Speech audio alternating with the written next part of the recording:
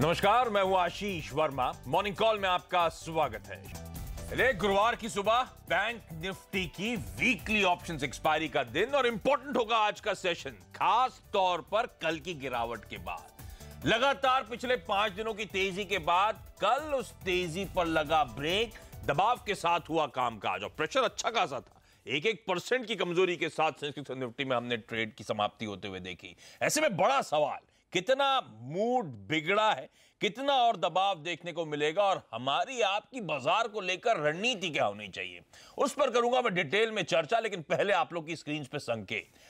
जब कल हम 3:30 बजे बंद हो रहे थे तब डाउ फ्यूचर्स थे 350 अंक के दबाव दिखाते हुए। और जैसे मैंने हेडलाइन में कहा, यूएस में बड़ा इंटरेस्टिंग सेशन था। फाइनली दिन के लो से एक अच्छी रिकवरी और 18 पॉइंट की बढ़त के साथ दरअसल डाउ में फाइनली कामकाज की समाप्ति हुई। तो डाउ फ्यूचर्स वो तब दिख रहा है आपको, और ये एक्चुअल डाउ 18 पॉइंट उछाल दिखा रहा था। जो कल पचाया था उससे तो कहीं बेहतर संकेत है। लेकिन आपको आज फिर डाउ फ्यूचर्स देखने चाहिए और वहां पर इस समय 330 पॉइंट का दबाव है। और दबाव की वजह जो आफ्टर मार्केट, यानी कि वहां पे जब कामकाज की समाप्ति हो जाती है उसके बाद एप्पल की खबर आई। एप्पल ने कहा है कि पहले क्वार्टर का वो गाइडेंस मिस करेंगे, गाइडेंस नीचे की तरफ रिवाइज कर दिया है और उसके बाद एप्पल के शेयर पिटे और उसने मूड बिगाड़ दिया है। तो डाउ फ्यूचर्स आज दबाव में है, तो हमें वो भी देखना जरूरी है, वो इंपॉर्टेंट है। ना सिर्फ इस स्क्रीन को देखें, उस डाउ फ्यूचर को भी क्लोजली मॉनिटर करें, उसमें प्रेशर। दूसरी दिक्कत की बात, कच्चे तेल में कल उछाल आया 2%, मैंने हेडलाइन में कहा, और हमने जहां छोड़ा था 3:30 बजे वहां से लेकर $2.25 के आसपास कच्चे तेल में और इजाफा आया है। तीसरी दिक्कत, डॉलर इंडेक्स कुछ उछाल 50-55 बेसिस पॉइंट्स की बढ़त है। तो रुपया कल क्लोजिंग में 70 के बियॉन्ड जाता हुआ नजर आया और आज भी लग रहा है रुपए पे शायद दबाव जो है वो लाइकली है कि उसको देखते हुए कंटिन्यू होगा। तो इस बैकड्रॉप पे हमें करना है कामकाज और इन सब के बीच एसजीएक्स निफ्टी दिखा रहा है कल ग्लोबली इक्विटी मार्केट्स की दिक्कत भरा सेशन था। तो उसके बाद कुछ एशिया में हम रिकवरी आती हुई देख रहे हैं या फिर स्टेबलाइजेशन देख रहे हैं, और एसजीएक्स निफ्टी भी दिखा रहा है कि 15-16 अंक की मजबूती के साथ शायद हो सकता है आज के कामकाज की शुरुआत। तो पहले मूड सेट कर लिया जाए। नीरज जी, क्या हो रहा है? देखिए, दुनिया भर के बाजारों का जो मूड है वो सच बताएं तो ठीक नहीं है। कल की पहले बात कर लें, जो एप्पल की आपने चर्चा करी, चाइना से उनको बहुत तगड़ा झटका लगा, इसलिए उन्होंने अनुमान लगाया कि उनका जो revenue, trade war tariff war का इंपैक्ट आ रहा है क्या? नहीं, रिसेशन का है। देखिए, वो ट्रेड वॉर टैरिफ अब उसका एक कारण है। अब वो कह रहे हैं कि उनका 91 की उम्मीद के सामने $84 बिलियन का रेवेन्यू आएगा, तो एक कट, इससे सारे बाजारों में जो है एप्पल को दिक्कत हो सकती है। केवल चाइना को उन्होंने अभी उन्होंने जो लिखा है लेटर अपने इन्वेस्टर्स को, वो हुआ। दूसरी जो बड़ी चिंता अब बाजार के लोगों के सबके बीच में है कि जो मैन्युफैक्चरिंग की दुनिया भर में दिक्कत हो रही है वो एक रिसेशन की तरफ जाती हुई दिख रही, तो वो एक मुश्किल हो सकते हैं। और इस बीच सऊदी मतलब प्रोडक्शन कट शुरू हो गया है तेल का, तो आपने जो कुछ हाल देखा $54-55 के आसपास तक पहुंचा। तो जो सेंटिमेंट के तौर पे देखें, बीच बीच में अब ये कल इतना उठापटक अमेरिका में हुई क्योंकि ट्रंप साहब ने कल एक फिर बयान दिया मार्केट के लिए कि पिछले साल में एक ग्लिच आ गया था, इसलिए बाजार में ऐसा हुआ और वो संभालने की कोशिश है। लेकिन सच बात ये है कि अब बहुत सारे लोग थोड़ा सा नेगेटिव मूड बना के चल रहे हैं सेंटिमेंट। उसमें एक बड़ा ट्रिगर है जो आप देखिएगा, 2 साल और 10 साल की जो बॉन्ड यील्ड का कर्व है वो नेगेटिव हो रहा है, और पिछले 30 सालों में जब ऐसा हुआ रिसेशन के पहले संकेत होते हैं। तो बॉन्ड मार्केट पे नज़र अब फिर से रखने का समय आ गया कि आप उस पर नज़र रखें। तो इसलिए मैं लगता है कि ओवरऑल सेंटिमेंट बाजार का दुनिया भर में ग्लोबल क्यूज के हिसाब से बहुत अच्छा नहीं है, लेकिन घरेलू फ्रंट में इतने पॉजिटिव डेवलपमेंट्स हो रहे हैं लगातार, जिससे आपको सपोर्ट मिलता है, सांस मिल रही है, यस, ऑक्सीजन आ रहा है। हाँ, तो ध्यान रखें, एप्पल ने जो क्वार्टर की गाइडेंस दी थी वो तो 89 से $93 बिलियन वो रेवेन्यूज करेंगे और अब सब रिड्यूस करके $84 बिलियन की वो बात कर रहे हैं। तो एप्पल का शेयर मार्केट जब ट्रेड हो रहा था तो फ्लैट था, आफ्टर मार्केट 7.5% का दबाव दिखा रहा है, और ये सब रीजंस है कि आप देख रहे हैं डाउ फ्यूचर्स आज दबाव के साथ कामकाज करते हुए। अच्छा, ये ट्रेड वॉर टैरिफ वॉर कल हम लोग वो कर रहे थे ना, पोल खोल आउटलुक 2019, उसमें बड़े बड़े दिग्गज आए थे, तो ये लोग बहुत कॉन्फिडेंट नहीं है कि ये टैरिफ और ट्रेड वॉर इतनी आसानी से सुलझने वाला है, और अब उसका पेन नजर आएगा। जो पिछले साल दिक्कतें आई थी, ये तो पेन अब दिखेगा और दिख रहा है वो धीरे धीरे। व्हाइट हाउस के एक बड़े अधिकारी ने भी कहा है कि ये सुलझ जाएगा, ये असंभव सी बात है, क्योंकि इस स्थिति में आप पहुंच चुके हैं कि आप पूरा रिवर्स नहीं कर सकते हैं, तो वो एक दिक्कत है। इस बीच एक ट्रंप साहब ने कहा कि किम जोंग उन से एक और मुलाकात तो करना चाहते हैं। भूख आपको याद है ना लंच कल या डिनर करना है। तो अभी समय नहीं तय है, लेकिन वो एक मुलाकात करना चाहते। कल आपने जो बताया था ना कि वो धमकी उन्होंने दी कि मैं अपना करूँगा, तो ये सब घटनाक्रम है, इन पर नज़र रखिए। लेकिन बॉन्ड मार्केट पे मैं फिर सजेस्ट करूंगा कि नज़र रखिए बहुत क्लोजली, क्योंकि वहीं से आपको अर्ली साइंस मिलेंगे। ठीक बात। तो बॉन्ड मार्केट को आप क्लोजली वापस वॉच आउट करने का समय आता हुआ। इस मैं यूएस 10 ईयर यील्ड आपकी स्क्रीन पे 2 इयर्स अगर आप दिखा सकते, यूएस बॉन्ड 2 ईयर वो डॉक्टर साहब ढूंढेंगे, जब तक आप दिखा दीजिएगा स्क्रीन पे, मैं आगे बढ़ रहा हूं। तो ये ग्लोबल संकेत, ग्लोबल सेटअप थोड़ा दिक्कत भरा। और वीरेंद्र, कल तो मामला वैसे ही गड़बड़ाता हुआ नजर आया। देखिए कल 780 और 807 ये इंट्राडे पोजीशंस के, और 780 जो था वो पोजिशनल ट्रेड्स का स्टॉप लॉस था, और उसके ट्रिगर होने के बाद एक बड़ा नीचे का स्विंग मिला आपको। कल एफआईएस की सेलिंग अच्छी थी, 621 करोड़ रुपए की, 226 करोड़ रुपए की डीआईएस की। नेट कैश था बाजार से बाहर जो हुआ वो करीब 850 करोड़ रुपए का। अच्छा, एफआईएस ने करीब 847 करोड़ का इंडेक्स बेचा और 970 करोड़ का स्टॉक फ्यूचर्स, उन्होंने अच्छी खासी शॉर्ट बनाई है इंडेक्स फ्यूचर्स, स्टॉक फ्यूचर्स में।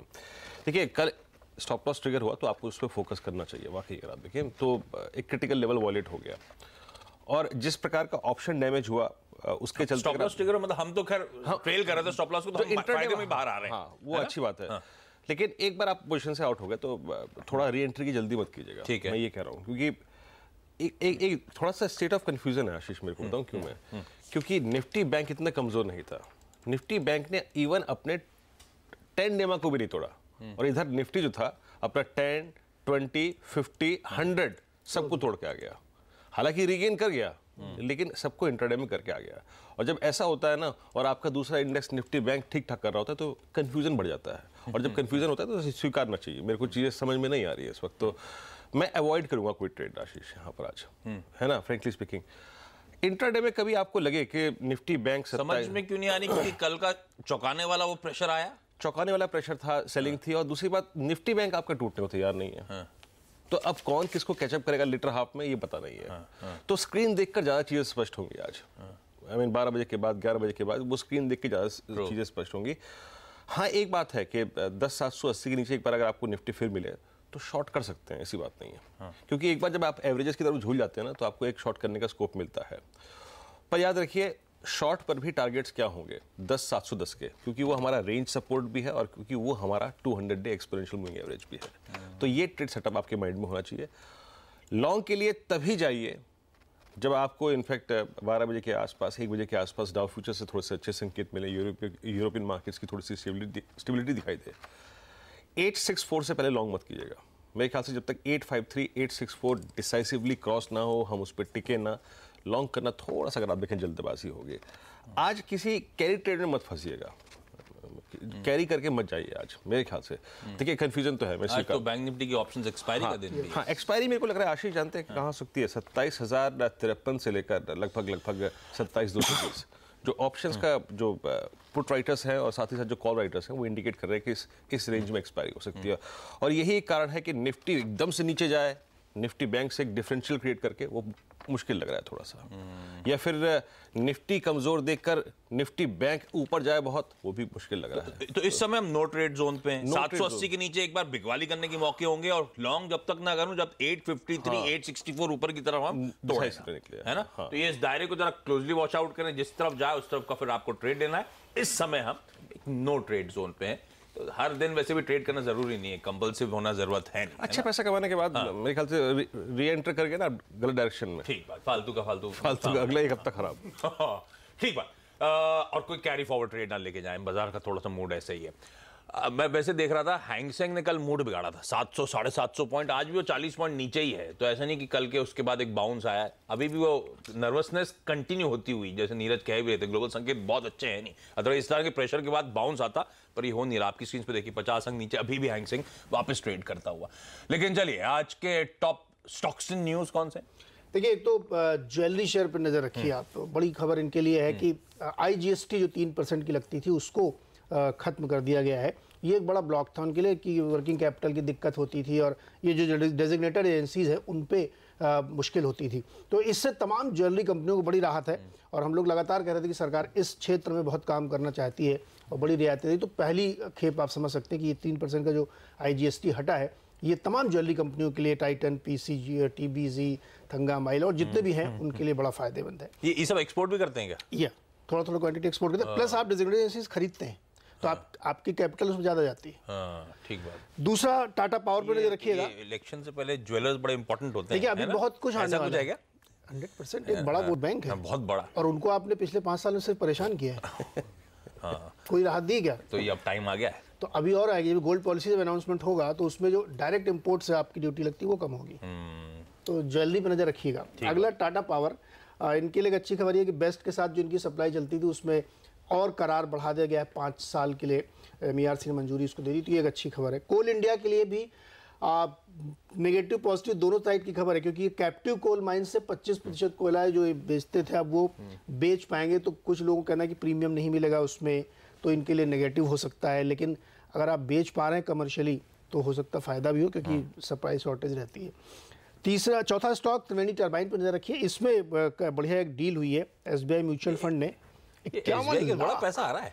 वो ये कल ना जेके सरप्राइज, सीमेंट कल वाली भी बात उसमें कर रहे थे, इतनी तगड़ा और मतलब ठीक ठाक फ्लश विद फंड्स, खूब SIP आ रहा है। 103 रुपए पे इन्होंने बहुत बड़ी मात्रा में करीब 51,30,000 शेयर खरीदे हैं, नालंदा फंड ने बेचे हैं। तो त्रिवेणी टर्बाइन पर नजर रखिए, कंपनी बहुत धांसू, मुझे लगा जैकपॉट आपने किया था इसका। ग्लोबली प्रेजेंस वाली कंपनी है और स्टीम टरबाइन्स के लिए जानी जाती है, छोटे बड़े सब, और भारत से ज्यादा विदेश में काम है। अब वो केपेक्स साइकिल पिकअप होना इन सब कंपनीज के बड़ा बेनिफिशियरी होगा। हाँ। आखिर में HDFC और 45,000 करोड़ रुपए ये जुटाने की तैयारी कर रहे हैं NCD से। 29 जनवरी को बोर्ड बैठक है, तो इतना बड़ी फंड रेजिंग करेंगे तो इस पर नजर रखिएगा। और HDFC कर रहा है। आखिर में कह दिया आपने, आज वो बैंक ऑफ बड़ौदा की बात नहीं करेंगे? नहीं, वो अलग से हम लोग करेंगे। अच्छा, देखिए उसमें इसलिए अलग से मैं करना चाहता हूँ कि बैंक ऑफ बड़ौदा होगा, आपने आखिर बोल दिया तो मैंने कहा बैंक ऑफ बड़ौदा, विजया, देना, ये सब है। देखिए खबर सबको मालूम थी, कल एक रेशियो और कैबिनेट के अप्रूवल आई। अब उसमें ब्रोकरेज रिपोर्ट अभी ये बताएंगे अरुण भाई कि इसमें बहुत सारे लोग क्या कह रहे हैं। मेरा मानना है कि इसमें नया कुछ नहीं, केवल एक रेशियो है जो 110 और 11 का आया है। बड़ौदा के लिए थोड़ा सा मुझे लगता है कि इसको डाइजेस्ट करने में वक्त लगेगा, बाकी उन दोनों कंपनियों के तो फेवर में नहीं है। हाँ, नहीं सही भी है वैसे। जब आप देना बैंक को बैंक ऑफ बड़ौदा के साथ अच्छी बैलेंस शीट के साथ मर्ज करना चाहते हो तो आपको, और उसके बाद खबर क्या, तो स्टॉक चला भी है, तो 26-27% देना बैंक के लिए नुकसान होने वाला है कल की क्लोजिंग पर। तो ये स्टॉक पे आज इंपैक्ट दिखेगा। विजय बैंक के लिए 6-7% डिस्काउंट है, उस पर माइनर इंपैक्ट आएगा, लेकिन देना बैंक आज पिटेगा। तीखी आलोचना की जाती थी कि बैंक ऑफ बड़ौदा को जय कुमार साहब ने जैसे बनाने की कोशिश करी, आपने 2 चिपका दिए, गड़बड़ कर दी। ठीक बात है। वो एक बड़ी आलोचना होती है। पर इवेंचुअली अब वो एक ओवरहैंग खत्म होता हुआ बैंक ऑफ बड़ौदा के फेवर में रेशियोज आ रहे हैं, तो लोगों ने सोच समझ के इन्होंने रेशियोज, स्वैप रेशियोज बनाए हैं, ये अच्छी बात है। अब ये देश का फाइनली दूसरा सबसे बड़ा बैंक बनने जा रहा है SBI के बाद, बैंक ऑफ बड़ौदा। चलिए क्विकली आज के ट्रेडिंग बेट्स। IDBI कैपिटल मानता है BEL भारत इलेक्ट्रॉनिक्स खरीद के चलें 93.70 के टारगेट, 93 रुपीज 70 पैसे के टारगेट। स्ट्रेट स्विफ्ट ब्रोकिंग कहता है DLF में बिकवाली करें, 165 के लक्ष्य अगले 4 से 5 दिनों में हासिल होंगे। और kiranjadhav.com का मानना है IGL इंद्रप्रस्था गैस खरीद के चलें 282 के टारगेट्स के लिए। लेकिन क्विकली अब वरुण बताएंगे आपको आज की ब्रोकिंग रिपोर्ट्स, और क्या इस पे आया कि bank of Baroda definitely 2 reports आई है। एक तो पहले मॉर्गन स्टैनली की है, इनका कहना है कि जो स्वैप रेशियो अनाउंस किया गया है उसके चलते देना बैंक में 27% और विजया बैंक में 6% का डाउनसाइड इनको दिखता है। जहां तक बैंक ऑफ बड़ौदा की बात है तो अंडरवेट का कॉल है, 95 रुपीज के प्राइस टारगेट है। इनका कहना है कि बैंक ऑफ बड़ौदा में इक्विटी डाइल्यूशन जो है वो करीब 30% के आसपास होगा, और जो ट्रेलिंग बुक वैल्यू पर शेयर है उसमें 15% के आसपास की ग्रोथ ये देखते हैं, और इसके लिए 95 रुपीज का प्राइस टारगेट। अगला JP मॉर्गन है, बैंक ऑफ बड़ौदा पे न्यूट्रल का कॉल, 100 रुपए का प्राइस टारगेट है। इनका कहना है कि जो सिनर्जीज प्ले करने के लिए कुछ टाइम लगेगा इस कंपनी को, हालांकि जो प्राइसिंग कंसर्न्स थे वो अब ईज ऑफ होते हुए नजर आ रहे हैं, और 100 रुपए का प्राइस टारगेट। अगली रिपोर्ट है गोदरेज कंज्यूमर्स पे, सिटी न्यूट्रल का कॉल दे रहा है, 785 के प्राइस टारगेट दे रहा है। इनका कहना है कि सेकंड हाफ में थोड़ा इंप्रूवमेंट आपको देखने मिल सकता है। अपने अर्निंग्स को बढ़ाने के लिए कंपनी पूरी तरह से कोशिश कर रही है। बिजनेस थोड़ा वॉलेटाइल है, वो थोड़ा कंटिन्यू हो सकता है, लेकिन सुधार सेकंड हाफ में आपको देखने मिल सकता है। सबसे आखिरी में ट्रैक्टर इंडस्ट्री पे HSBC की रिपोर्ट है। इनका कहना है कि ट्रैक्टर की जो ग्रोथ है वो कुछ हद तक कम हो रही है, हालांकि कुछ स्टेट्स में ये अभी भी इंटैक्ट है। इनके चैनल चेक्स सजेस्ट कर रहे हैं कि इन्वेंट्री लेवल जो है वो पिछले साल से कुछ कम है। हालांकि जो मार्केट फियर कर रहा था कि शायद रूरल डिमांड में कोई प्रॉब्लम है, ऐसी कोई प्रॉब्लम नहीं है, अभी भी रूरल डिमांड जो है वो अच्छी है। एस्कॉर्ट्स पे खरीदारी की सलाह, प्राइस टारगेट बढ़ाया है 950 से बढ़ा के 980, लेकिन M&M पे इन्होंने खरीदारी की सलाह रखी है, प्राइस टारगेट काटा है 980 से काट के 960, यानी कि M&M से ज्यादा इनको अब एस्कॉर्ट्स पसंद आ रहा है। ठीक बात। तो तमाम स्टॉक्स को अपने रडार पर रखें। चलिए अब कमोडिटी करेंसी मार्केट में बातचीत करने के लिए एसएमसी कॉमट्रेड की वंदना भारती जुड़ती हुई। वंदना जी हाय, गुड मॉर्निंग। बताएं मैम आज की स्ट्रैटेजीज। गुड मॉर्निंग आशीष। आज के दिन में मुझे लग रहा है कि कल जो क्रूड में उछाल आया था वो टिकाऊ नहीं हो पाएगा, और इलेक्ट्रॉनिक ट्रेडिंग सेशन ये बोल रहा है कि यहाँ पे थोड़ी सी यहाँ पे गिरावट रहेगी, लेकिन बेस तो इस जोन में ही बनना है। मुझे लग रहा है कि 3000 से 3300 इसका एक कंसोलिडेशन जोन होगा लॉन्ग टर्म में। तो मेरे ख्याल से यहाँ पे बिकवाली करनी चाहिए। अगर 3325 का लेवल मिलता है तो मेरे ख्याल से यहाँ पे बिकवाली करनी चाहिए। ज्यादा लंबा टारगेट न रख के 3260 का टारगेट रखना चाहिए। स्टॉप लॉस यहाँ पे 3350 का होगा। अगर गैप डाउन ओपनिंग भी होता है आशीष, तो मेरे ख्याल से यहाँ पे थोड़ा सा वेट करना चाहिए 3325 का लेवल एक बार आने के लिए। ओके, तो क्रूड में बिकवाली करने के मौके, इसके अलावा बेस मेटल्स भी रडार पे शायद आपके, और मुझे समझाया रुपया, क्योंकि वो 70 के लेवल्स वापस ब्रीच कर गया मैम, कमजोरी और बढ़ने वाली है क्या? जी जी जी, मुझे लग रहा है यहाँ पे कमजोरी बढ़ेगी यहाँ पे आशीष, और इसका जो इम्पैक्ट है ये हमारे गोल्ड पे जरूर आएगा। और गोल्ड में मुझे लग रहा है कि एक बार प्राइसेस जो हैं वो कहीं ना कहीं मतलब 32,650 850 वाला जो लेवल है, जोन है, वहाँ पे एक बार जाएगा। और एक चीज और मैं यहाँ पे कहना चाहूंगी कि यूएस से कुछ डेटा है जो नेगेटिव एक्सपेक्टेड है। आईएसएम नॉन मैन्युफैक्चरिंग डेटा है, ऐसे मैन्युफैक्चरिंग डेटा है, तो वो यहाँ पे नेगेटिव आने की उम्मीद है। उसका जो इम्पैक्ट है ऑलरेडी हम कल देख रहे हैं कि चाइना का वीक डेटा इम्पैक्ट डाल रहा है बेस मेटल्स पे। और फर्दर मुझे लग रहा है कि कॉपर में एक सेलिंग आ सकते हैं यहाँ पे, और एक बार 400 तक का जो लेवल है वो यहाँ पे आते हुए देख सकते हैं कॉपर में। अगर 400 से नीचे की क्लोजिंग आशीष होती है तो बहुत इंपॉर्टेंट है। मुझे लग रहा है कि एक बार प्राइसेस 390 की तरफ भी आ सकते हैं कॉपर में। तो मेरे ख्याल से बिकवाली करें, और यहाँ पे जो स्टॉप लॉस है वो करीब 409 रुपए का लगा के चले। क्रूड और कॉपर दोनों में बिकवाली करने के कॉल लेवल्स आप लोग की स्क्रीन पर नोट डाउन कर लें। और मैम धन्यवाद आपका सुबह सुबह वक्त निकालने के लिए। और इस नोट पर आज के मॉर्निंग कॉल में इतना ही। जाते जाते एसजेएक्स निफ्टी एक बार आपकी स्क्रीन पर आएगा 1/4% के उछाल के साथ शुरुआत होने के इंडिकेशन। ब्रेक के उस पार स्टॉक 2020।